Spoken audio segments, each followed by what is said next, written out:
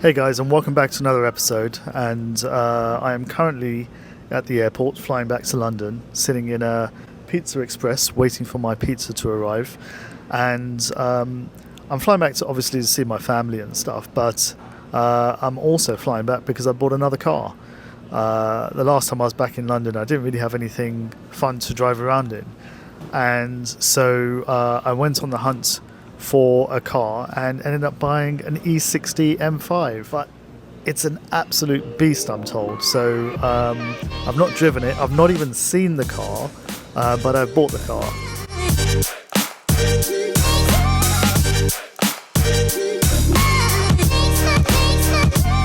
In fact, I realized after I bought the car, I've never even sat in a E60. Never sat in one in my life. So I have no idea if I'm gonna fit in the car, as in comfortably, if I'm going to find it comfortable or not, if I'm going to like it, if I'm going to find it too big, too small, whatever.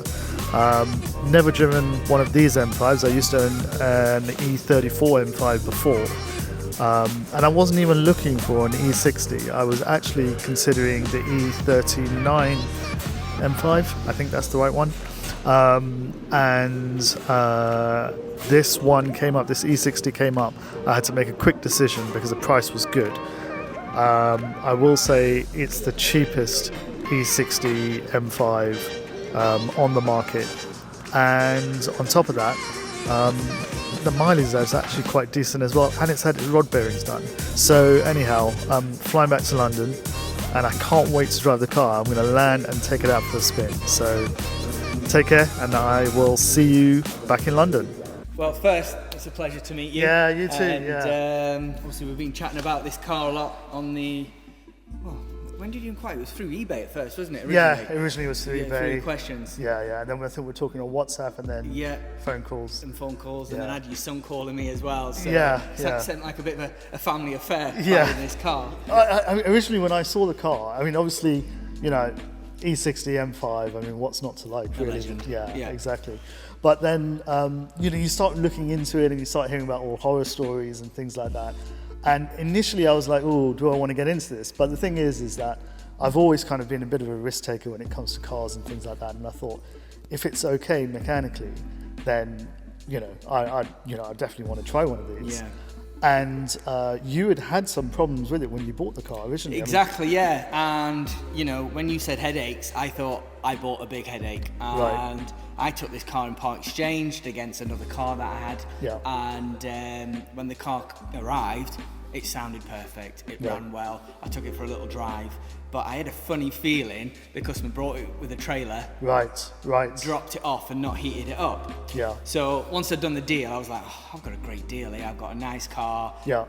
These are just only going up in value as well. Yeah. And just the sound of it, I was like, I'm super excited. Yeah. But the next day I got the car and I clean my cars down the side here. And I always leave them running. I don't know why. When I'm cleaning them, I run them and stuff like that. Yeah. I popped in the car and in the centre of the dash, it come up oil pressure sensor. Oh, and God. I'm just like, because obviously, like you said, these cars, the big problems, you're looking at bearings and engine out and all them kind you can't work in that engine. And a lot of people are scared away by that, really, aren't they? Because they hear about all these horror stories, and it's almost like on the internet, you hear the horror stories, you don't hear the good stories, And, well, that's it, and that's Google for you on YouTube, isn't it? Everybody's about doom and gloom and stuff like that. I had to come and look at it. A few people just didn't want to touch it. Right. And was like, look, we don't know. You plugged it in, didn't really give you like what's wrong with it and stuff like that. So I listed it on eBay. I was trying to be as total as honest as possible, and I'd rather do that. And I did a few YouTube videos myself, and about the car just being a bit of a dealer and getting done over. But while I had it on eBay, somebody messaged me and he goes, this car went through Colchester auctions a few weeks ago. And that's when the story starts coming out. So I'm like, so I Googled the guy's name. He's got a dealer in Essex, and I'm just like, I don't know why other dealers do it to other dealers. It's a bit unfair. God, so I mean, and the thing is that's usually a big red flag, right? I mean, it's like, why has he moved it on so quickly? Why is he selling it? Why is he putting it through auction? Well, it made out that, he had it for the last 5-6 years because the V5 doesn't look like it's had an ownership change and all them kind of things. Right. When you're buying something like this, you really do your homework. And there was hardly any miles in that time as well, right? No miles at all. And if you looked at all the paperwork, like the service history that you've seen, it's had some major work done to it. Yeah. And also, you service it every year. And if you looked at it, it was every 300 miles, 500 miles, 200 miles. So. Yeah. But to me, now thinking about it with that mileage, it must have been that issue's been there for a long time. Yeah. Right. So then what happened from there? Well, actually, I joined a lot of forums on Facebook, M5, M4 forums on Facebook. Sorry. Yeah. And there was just one person that reached out. He goes, Ian, if it sounds healthy, there's no ticking, there's no knocks, there's no bangs from the engine, there's no smoke or anything like that. He says, I am 99% sure it's the oil pressure sensor that goes onto the front of an engine. Right. He says, it is a bit of a pig of a job. Right. Because you've got to take the bumper off and all them kind of things. Right, okay. And it goes into the block.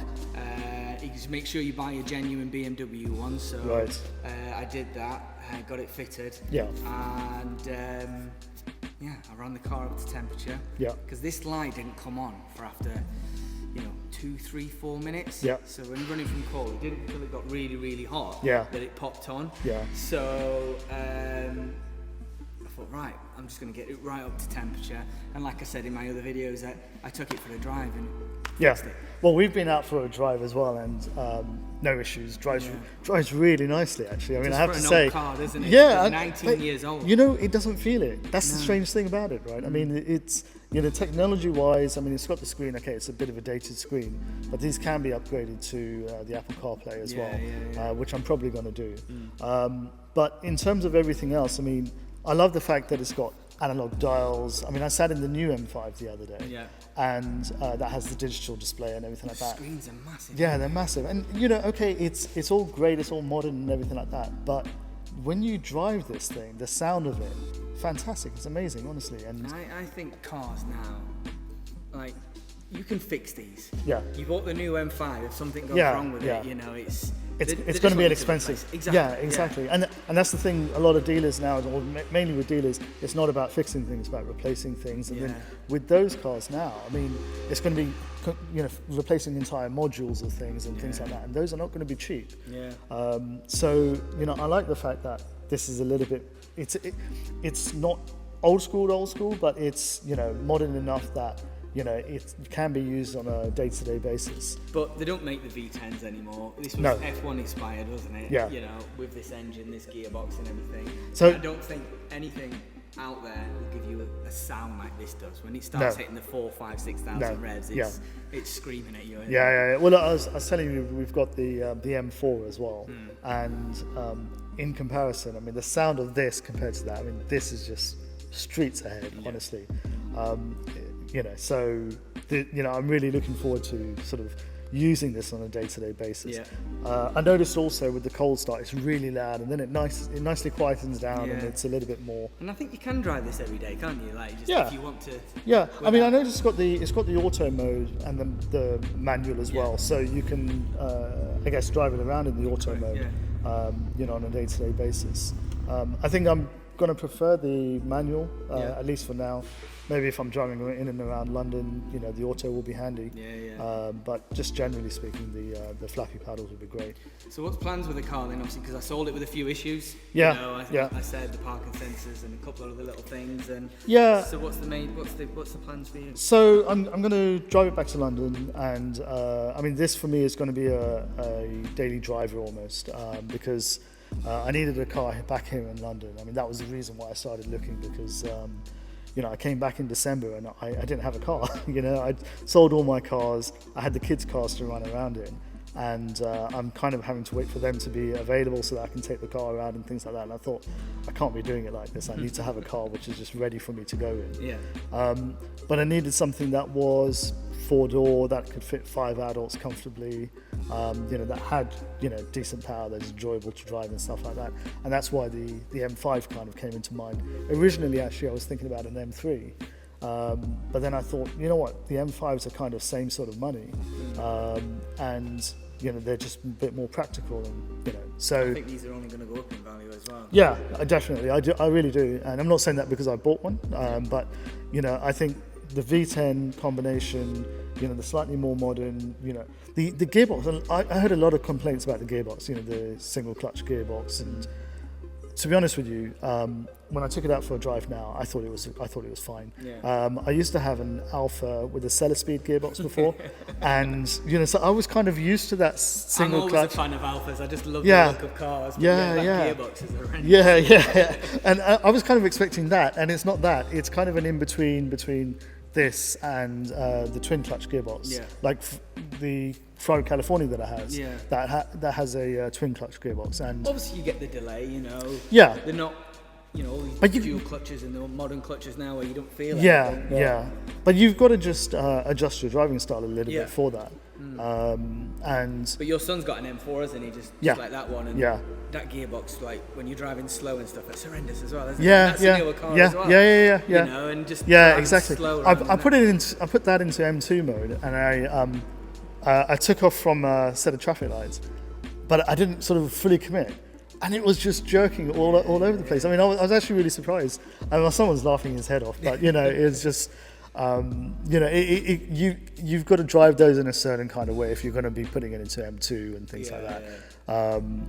Day to day, it's fine. I mean, but the sound of this thing, outbeats that without a doubt. Yeah. And I'd never driven. It's about the feelings, isn't it? Yeah.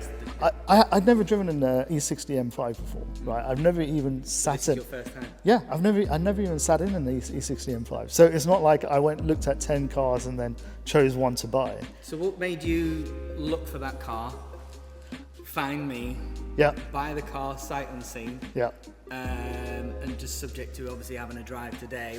How did all that come about? So originally, I was actually looking at E34 M5s because I had previously had an E34, and I really loved that car.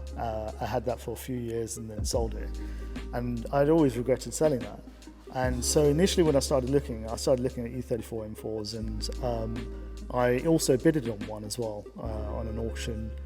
Didn't win, and actually I think it actually went for a really good price. It went for just under £15,000, which was cheap, but it was also it was the 3.8 version versus the 3.6, which is the normal engine, and it had the upgraded 6-speed manual gearbox rather than the 5-speed. So whoever bought that car, and it was a really nice color as well. It was in that the dark blue color, I think Mirabelle blue or something like that. But so it was a very nice combination. Needed a little bit of tidying work done to it, but overall it looked actually pretty decent. So I missed out on that, and then I was looking at E39 M5s, and a guy who I know back in London, he was selling an E39. So I was contemplating that, but it wasn't higher mileage and things like that. And the E60 wasn't really on my radar. I mean, I'd seen them around. I was also looking at the F12 M5 as well, a bit more modern and things like that. And I'd kind of written off the E60, not really sort of paid too much attention to it. And then I think I went on eBay and I saw your car come out. It must have been like the day you put it up or the next day or something like that. And I think I just immediately contacted you. I thought, it's not a bad car. I mean, not exactly what I had in mind, but it seems pretty okay. And then I started doing my research, and then we were talking about it.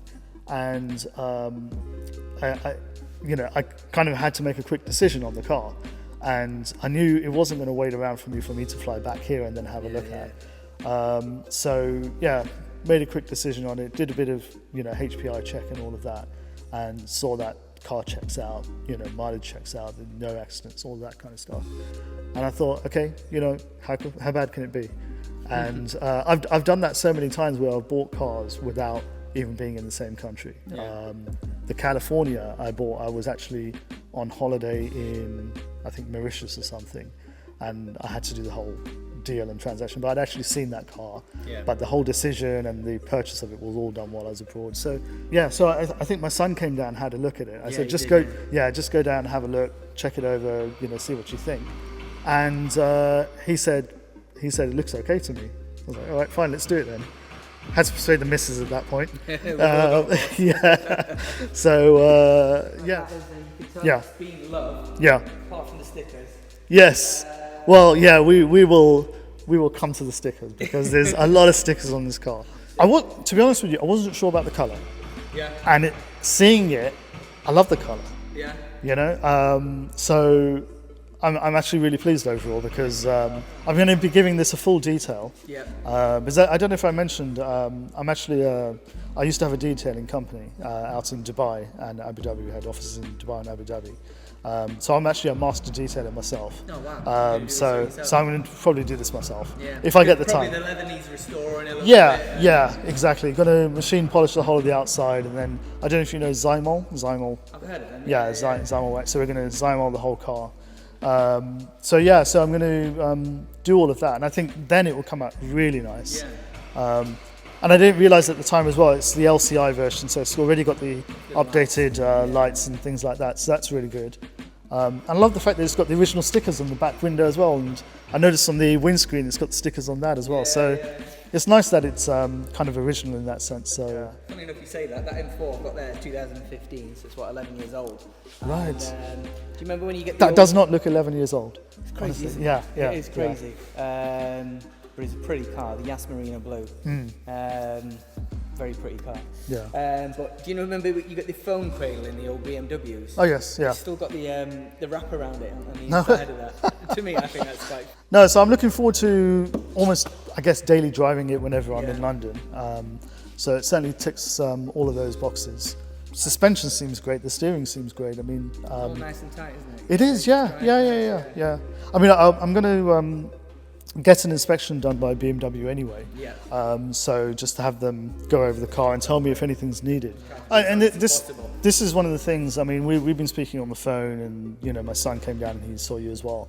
And one thing I'll say is you're clearly a very genuine person, which is not always the case in the car industry. No. But I got done over by another car dealer on this car. It just shows you. How bad. And I don't mind a project car myself. I mean, it kind of makes it a little bit more interesting, and But I mean, hopefully nothing too major. This car's had the rod bearings done already. Yeah.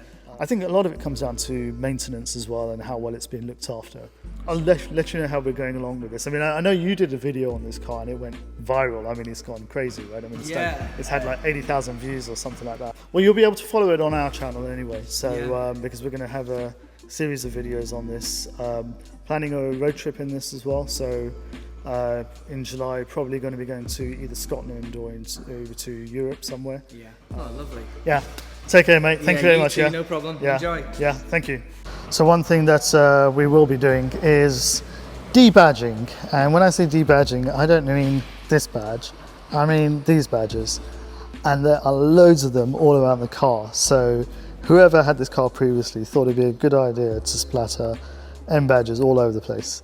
So let's count them out because these are all coming off. So 1, 2, 3, 4, 5, 6, 7, 8, 9, 10, 11, 12, 13, 14, 15. Ah, there you go, there's another one, 16. Crazy. Oh, there's another one there, 17. Jeez, this guy has really gone to town. 18, 19, 20, 21, 22, and no M badge here. So 22 M power badges because it makes it go faster. May look to change the headlights. Those at the very least need to be polished, but quite possibly more. Looking to change the grille. So there you go, guys. That is it. Picked up the car now. Going to head back to London. As I'm driving back, I'm going to give you my driving impressions and let you know what I think. All right, so I'll see you on the way.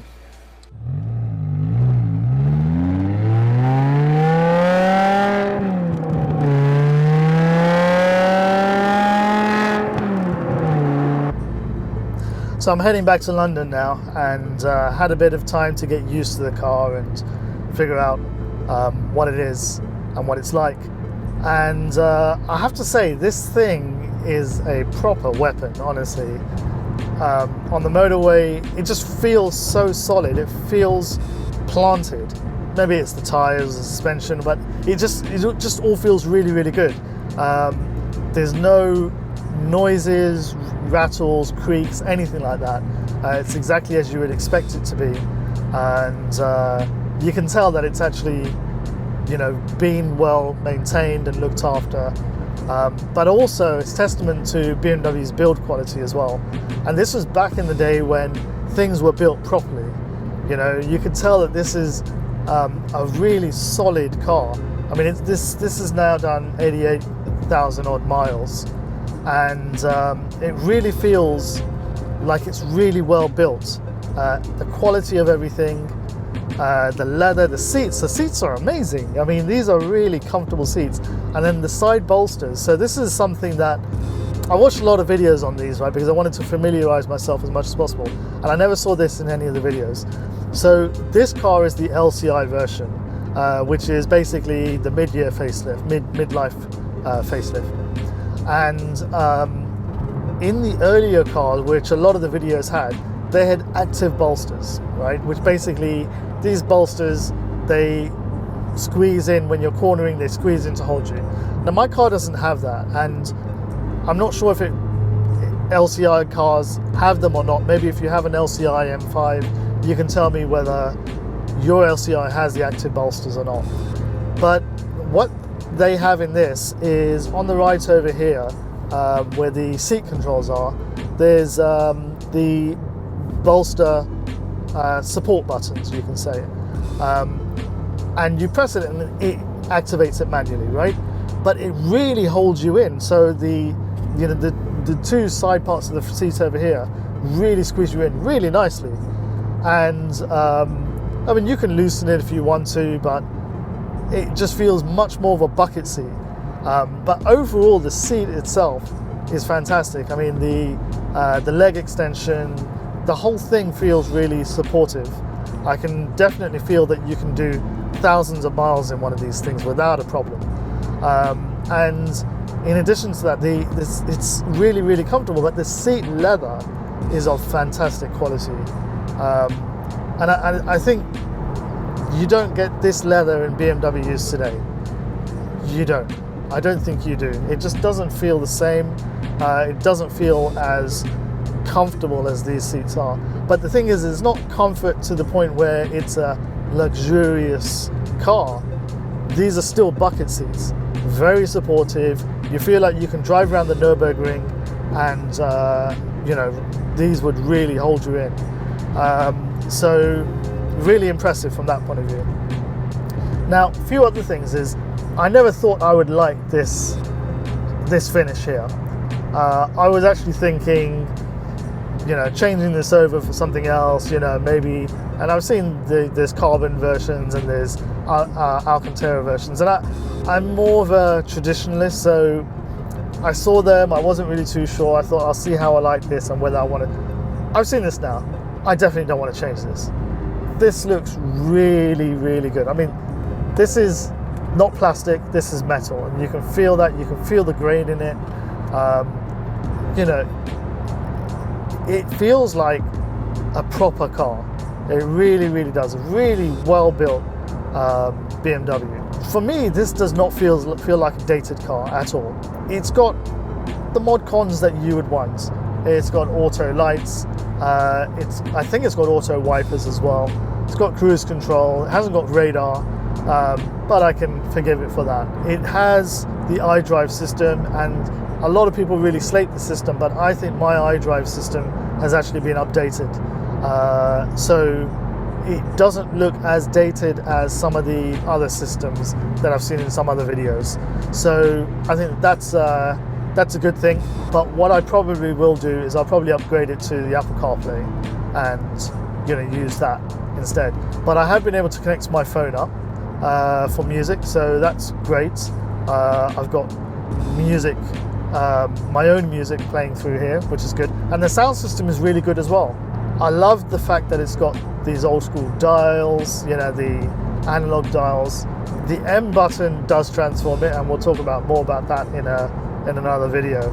Yeah, overall it feels really, really good. I really feel that I could do 1,000 miles in this, drive to Switzerland or Germany or south of France or something like that, or even around Scotland. I mean, that's one of the plans that we have in a couple of months' time, where we're thinking of doing the NC 500 route around Scotland. So that'll be quite interesting.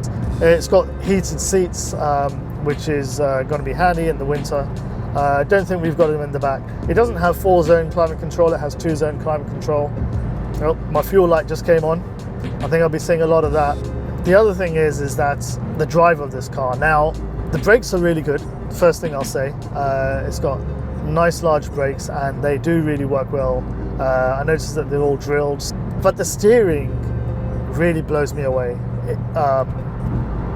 There were some country roads on the way to sort of the main roads that I had to drive down, and you really feel the what the tires are doing. You feel how much grip they have, and just the steering itself, the weightiness of it feels perfect. This does not feel like a big car. It's not a massive car. I mean, 7 Series is obviously bigger, but it doesn't feel like a land yacht.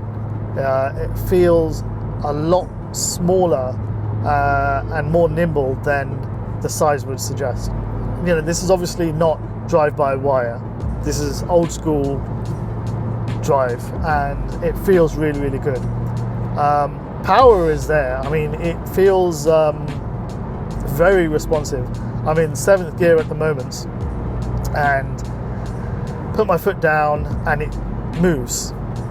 But obviously with the paddle shift, drop down a couple of gears and it goes up to 8250, and it really means that you can really enjoy the acceleration, the noise. I would say that it's definitely more of the torque is higher up in the rev band than low down. So that's definitely a good thing.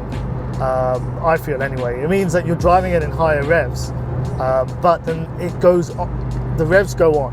Whereas most cars would be finished at like 6,500 revs. This goes up to 8,250. This is definitely one of those cars you want to be driving at high revs.